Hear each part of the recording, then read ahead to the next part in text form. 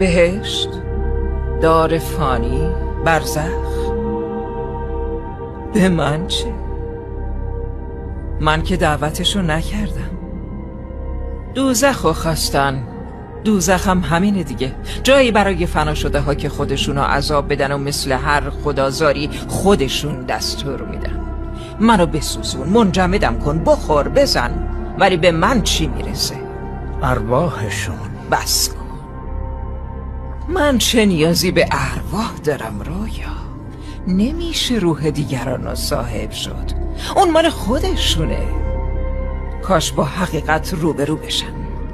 تقصیرشونو به گردن من میندازن، میگن شیطون گولم زد. من هرگز کسی رو گول نزدم، هرگز. زندگی ناچیزشونو طی میکنن و بعد فنا میشن. بعد میان اینجا با این توقع که انتظاراتشون از کیفر و عقوبت رو برآورده کنم.